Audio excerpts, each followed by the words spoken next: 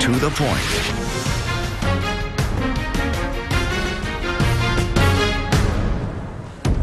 Good morning and welcome to the Point. I'm Michael Williams in for Kelly Dunn.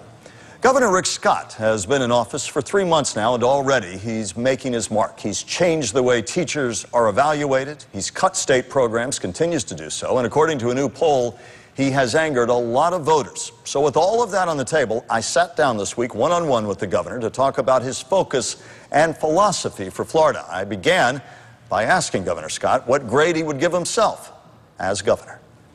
I like it. I can remember in grade school they gave you satisfactory growth or improvement needed. I would give myself satisfactory growth. A through F, where are you? I don't know. I never think about it that way. What I think about is, I think it'll be easier to judge like at the end of session, you know, because I had the plans for what happened in session. So it's probably easier to judge. You know, here's a positive. We got the Student Success Act passed and signed. I think that's going to be a big positive for education. But we've got a lot of other things we've got to fix. There's a lot of other things to fix. We've got to make sure we get pension fixed. We've got to make sure we get citizens insurance fixed. We've got some tort reform done. So I think you can't. I think you'd have to say you can't give a grade yet until the end of the session. Let's talk about. Then I've got to get back. I've got to get jobs. We're going to talk about all of those. Let's talk specifics. During the campaign, you said you wanted world-class education in Florida, and yet this year alone, we're looking at education budget cuts that could be well in excess of $1 billion. How does that square against your promise? Is it a broken pledge?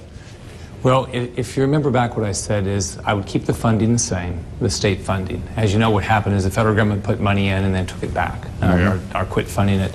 So we've kept the funding flat. What I'm focused on is take the dollars we have and spend them as well as we can. Governor, educators, though, are arguing that there will be less money per pupil in each classroom. They do not consider this a flat budget. They said there's going to be a lot less money per student in each classroom in Florida. Sure. As you know, what I promised everybody is that we were going to keep where the state was flat, and then we're going to work everywhere we can to make sure that we set the system up to work better. So give principals the opportunity to pick the best teachers rather than teacher based on how long they're there. Make sure that our better teachers are going to be able to get paid better, more effective teachers. I want to be able to expand successful charter schools, give parents more choice. All those things are going to improve our education system. If you look at around the world, you take a company like Finland, they spend a third less with better results. So it's not the money. You're talking about the teacher accountability measure that was the first measure you signed into law. Among others, Governor Jeb Bush, former Governor Jeb Bush, has lauded the passage of that law, but teachers are saying you put the cart before the horse, that you're demanding new accountability standards without yet providing the resources to bring the standards up in the classroom or any promise of where the meritorious teacher might get extra pay, and that essentially you've passed something with no teeth in it and nothing to back up teachers in the classroom. We will. Our economy. But why haven't we done it already? Well, we will. As our economy grows, we'll be able to put the money in. I mean, right now, think about where we're sitting as a state. $3.8 billion budget deficit. We've got 1.1 million people without a job. So what we have to do is we have to put ourselves in position, a path to success. So whether it's education or whether it's jobs or fixing pensions or citizens insurance, what we're going to do is we start the path to success. You talk about the path to success. You talk about creating 700,000 jobs in 7 years. You tout your business credentials, but here are stats that would make any businessman flinch about bringing business to Florida. The Florida Center for Fiscal and Economic Policy pulled together surveys that show Florida is 50th, dead last when it comes to spending on education, and now 47th in teacher pay. Why would any businessman want to bring people and potential employment to Florida when education lags so far behind? And I must say, in fairness, a lot of these lagging numbers preceded your administration, but nonetheless, education continues to be cut on your watch. You know, yeah, what everybody wants to focus on is just throw more money. What we want to look at is, let's look at results. Results are, we are doing very well. We've had a lot of progress in education. Now, there's a lot of opportunity to improve it, but we're making great progress, and we're going to make great progress. We're going to make sure this is the state that we have accountability. We have our teachers are able to get paid better, the most effective. The fact that we're going to have more choice for parents, those things are all going to happen. But where are we going to find the money? We haven't found it so far, and history suggests that the state of Florida and our legislators aren't interested in making the tough choices to find the money, and many argue that you are following that trend. Look, success is not tied to how much money you throw at things. You know, it's part of it. Success is tied to you create a system that works. Look what we're going to be able to do. As a principal, if you send your child to a school, they're going to be able to pick the best teacher. Not just because the teacher's been there longer than another one. That's a big deal. On top of that, our teachers will be able to be measured. It's going to be fair. They're going to be able to be measured and paid more. On top of that, you're going to have more choice. Those are things that are going to change education. Let's switch topics. Property insurance. There is a move afoot in the legislature right now that would potentially allow citizens to raise property insurance rates up to 25%. If that clears the legislature, will you sign that into law? Here's what I'm focused on with regard to citizens, and I put out a specific plan during the campaign. Step one, a lot of the problems we have with citizens, why it costs what it does, is because we're mandated to cover sinkholes. A lot of people take that money, they say they have a sinkhole, it's just a crack in their house, and what happens is they take that money and they never put it back into their house. So what I'm focused on in a lot of different areas, what I'm saying is, what do we do? Because a lot of the rules that we create, especially with insurance, it causes insurance to go up. I'm focused on the things like sinkhole. I'm focused on things like how long do you need to be able to file a claim? The longer we give you to file a claim, the more your insurance is going to cost. Governor, respectfully, though, at the end of the day, people sitting around our region and around the state want to know when push comes to shove, for all the reasons you may have stated, will you sign into law a property insurance tax rate hike for citizens of up to 25%, one that would also open the door for private insurers to begin raising rates? People at home simply want to know, first and foremost, will you sign that into law or will you oppose that? The bill that I'm focused on is a bill that's going to deal with the systemic problems with citizens. But it will raise property insurance rates. Well, I'll tell you what I'm focused on, okay? The bill that I'm focused on will fix the sinkhole issue. That is a significant issue. Unfair claims on sinkholes. Right. If we solve some of the problems that we create with our laws, that will help keep our insurance rates as low as possible. Governor Scott, you talk about tough choices. You are pushing for property tax reductions and for business tax breaks, although the Republican-led legislature does not seem inclined to give you those. Do you still have hope to make good on those pledges, or is that not going to happen? Republican leadership says there's simply not the money to give you what you want. Well, you know, my focus is we've got to make this the state that people want to start their business, expand their business, or move their business to. We've got a lot of things going for us. We don't have a personal income tax. We're a right-to-work state. We've got the best weather in the country, the best beaches. We've got the expansion of the Panama Canal. But where do we find the money for these tax breaks? What we're doing is I'm going through every agency and saying, what's the purpose? What's the core mission of this agency? And saying, can we have a better result for less money? But Governor, people say if you're going to make tough choices, why not close business tax loopholes that tax watchdog groups across Florida say would net you billions in additional revenue, by closing sales tax loopholes for businesses, by closing loopholes on the intangible property taxes that the wealthy are able to not pay and therefore costing the state billions. Why not close those loopholes and make those tough choices? I'm making all the tough choices. I mean, I'm going through every agency, I'm going through every tax, every fee, and will you close those sales tax loopholes that could save the state billions, or in effect earn it billions in revenue that it's foregoing now? You know, a lot of people want to call things loopholes, and other people want to say that's a tax increase. So I'm going to make sure I'm fair to taxpayers. I'm going to make sure I spend the money as well as I can. I'm going to do the tough job of prioritizing how we spend money. But you don't believe in tax increases?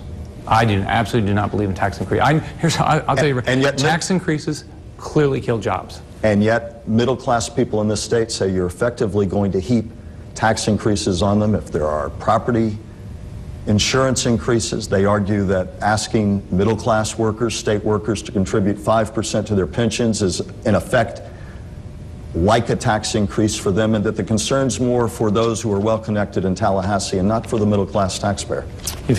Let's take my background first off and think about where I would come from. I come from, hold just a second, sure. Let me talk a little bit. All right. I started school in public housing. Right. My dad had a 6th grade education. Mm-hmm. Right. I've cleaned telephone booths. I've cleaned latrines in the service. I've delivered papers for a penny a copy. I was an 85-cent-an-hour fry cook. People respect that, but to the question, though. No, slow down for a second. All right, that's where I come from. I'm going to do everything I can to get people a job. I know in my life, the fact that I was able to get an education, which is why I'm focused on education, making sure it's great for kids. The first choice is what's good for kids. Second, I'm going to do everything I can to help people get a job. That is going to change their life. Now, you take all the different issues, right? We have sat here with Citizens Insurance, and we've created a state fund that you will pay for. If we have a hurricane, you will be assessed for the next 30 years. Right? I'm going to stop and look at the systemic problems of that and solve it. Governor, a few other questions, local issues. In Palm Beach County and across the state, lawmen and lawmakers have practically pleaded with you to allow the creation of a database to track illicit pill mills that are a supply store, in essence, for addicts here and around the country. And yet, while you've created a strike task force, you have resisted creating that database. Why are you not listening to lawmen and lawmakers? I want to solve the problem. All right? We have a significant problem with legal drugs that are dispensed illegally. Now, I created a task force to work with law enforcement, sheriffs, police chiefs. We've added, but those money. Same people, they'll say, give us the database too. Okay. I'll answer the question, and I'll tell you what we're doing. Okay? All right, thank you. I'm going to solve the problem. All right? The database is potentially one way to solve the problem. All right, but let's solve the problem. Look, we know the distribution system. We know the manufacturers, we know the distributors, we know the physicians that are dispensing it. So what should we be doing? All right, step one is we need to have more resources to go after. So that's why I had Florida Department of Law Enforcement work with the local sheriffs, the local police chiefs. I've taken investigators at the state level and put them in a position that they can do that. That's step one. That's what I've already got. That's what I can do without going through the legislature. Now, step two, what do we need to do? We know who's dispensing this drug. There should be a dispensing ban. I mean, you shouldn't be able to write the prescription and dispense the drug. Now, with regard to the database, all right, the database has not been effective. But when we do, look, there's a law that the database will go into effect. But what I'm going to make sure is that we don't violate your privacy. That's what I'm focused on. Governor, last question for you. 3 months in office, a Quinnipiac poll, you've seen it, no doubt, or have heard about it. 22% did not give you a favorable rating when you entered office. The number now, 48%, more than half say they don't like the budget decisions you make. Right after the campaign, the day after the election, I remember you saying, I'm going to be a voice for all Floridians. This poll seems to suggest that you're not listening to a lot of Floridians. Your response? I'm absolutely doing exactly what I was elected to do. I'm making the tough decisions. For all Floridians? I'm making the tough decisions. I'm prioritizing a budget. I'm walking into a $3.8 billion budget deficit, right? That I'm going to prioritize how that money's spent. As you know, I didn't get elected and I didn't run for office to try to be the most popular. What I ran for is I'm going to make sure this state and the individuals in this state are most likely to succeed. That's what I'm doing. That's what I'm doing every day. And to those who say you're more inclined to help those who already have instead of those who are dispossessed and do not, what do you say? Well, you can look at my background, and it doesn't make any sense for anybody to think that way. If you look at all my decisions, it's how do you get people to work? That's our problem. We have got to get people a job. And that's what I'm focused on every day. My budget's a jobs budget. The decisions that I'm making is how do we get business people to build their businesses in this state? I just got back from Panama. You have companies moving jobs out of this state because it made more sense for them to do business in another country. Governor Rick Scott. I'm going to stop that. Governor Rick Scott, we will end it on that note, and we thank you for taking time to speak to News Channel 5 on To The Point. All right, thanks a lot. And coming up, we'll examine with our political expert what the governor said and take a closer look at those poll numbers. We'll be right back. Joining me now to discuss Governor Scott's interview with me is political analyst Brian Crowley, author of the Crowley Political Report. During the campaign, of course, Rick Scott didn't do a lot of interviews. He's doing them now, and of course, he finds himself on a hot seat, certainly not wholly of his creation by any means. Give me an assessment of what you thought of what he had to say or what he didn't say. Well, he pretty much stuck on the same message that he's had since he ran for office, that he's going to do the right thing, he's going to create jobs, and that all we have to do basically is trust Rick Scott to do the right thing. I think that we've found that a lot of Florida voters are not buying into that notion right now. And Governor Scott has to, as we look at the Quinnipiac poll numbers that we talked about during our interview with him, let's throw those up right now. 35% approve of his job, 48% disapprove of the work he's doing as governor, up from 22% when he took office, 17% don't know. Early poll numbers to be sure. And for him, I would imagine, Brian, the issue is it's going to take time to see whether his policies do indeed create the kind of turnaround and job creation he wants, and that judgment's left up to voters, and it's a long time before that verdict's in. You know, absolutely. When you're offering up bold new ideas, whether you agree with his ideas or not, you know, most brand new ideas take months, if not years, to establish whether or not they're going to be successful ideas. A lot of, I think, his 48% disapproval number that was shown last week is a result of a very poor job of public relations and marketing coming out of the governor's office. Talk about that more. Well, he doesn't sell his ideas very well. He sort of just lays them out there. He takes the CEO of Florida approach.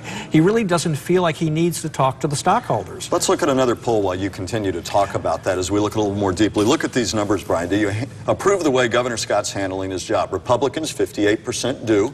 12% of Democrats approve. Very small number there. And about a third of the independents approve. As you look at those numbers, does that speak to what you were just talking about? Well, two of those numbers would concern me. Yeah, the Democrat one we expect. Yeah, exactly. 58% is not an overwhelming number of support among Republicans, and he's not doing particularly well among independents in the fave-unfave numbers. So I think Rick Scott has some concerns, and it's not where he needs to worry about winning an election 3.5 years from now. His immediate concern is that it gives the legislature some cover in disagreeing with him on some issues because they're seeing that he doesn't have the voter support that he ought to have. Brian Crowley, we'll pick up our conversation with you in just a moment. Coming up, we'll compare Rick Scott in his early months in office with the early times and decisions of his two predecessors when we come back on To the Point. We're talking about Governor Rick Scott's first 3 months in office, and Brian, you covered both of his predecessors, Charlie Crist and Jeb Bush, and they had much higher poll numbers. They had a long honeymoon phase. Compare his first 3 months in office, although I should note, of course, they did not inherit anything like the economic mess he did. They had much rosier economies when they came into office, so I don't even know if it's a fair apples-to-apples comparison. Nonetheless, talk about the political novice in the State House, his first time ever running for office. Where do you stack things up? Well, I think unquestionably if Jeb Bush had become governor this time, his polling numbers would not be great when you have to slash $3.8 billion from the state budget. Inevitably, a lot of people are going to get hurt when a budget has to be cut that big. I think a lot of the problem with Governor Rick Scott is that he still thinks he's CEO Rick Scott. When he announced his budget, he did it before a Tea Party gathering. He's done a couple of other Tea Party things. That's fine, but you can't on the one hand saying you're looking out for all Floridians, and the only Floridians you talk to is a sliver of the Republican Party. Well, let's follow up on that thought. At the end of the day, for all the talk about ideological splits, do you still, to succeed in Florida politics and national politics for that matter, ultimately have to come back to the center? We looked at poll numbers that say right now only a third of independents feel good about the job he's doing. At the end of the day, is he going to have to move back to the center if he's so inclined and can do it? Well, I think he can continue on his path of doing the things that he believes are the right thing to do. I mean, we expect a man who just wins the election to do that.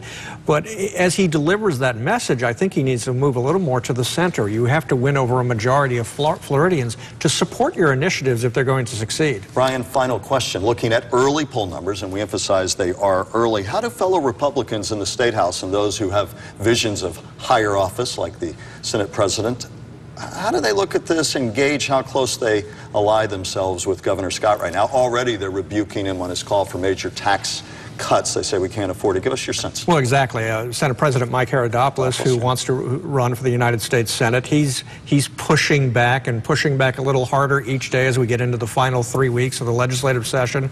We have redistricting coming up next year. Donnybrook. These guys don't know what districts they're going to be in, and they have to be careful. And don't know whose coattails they want to ride. Exactly.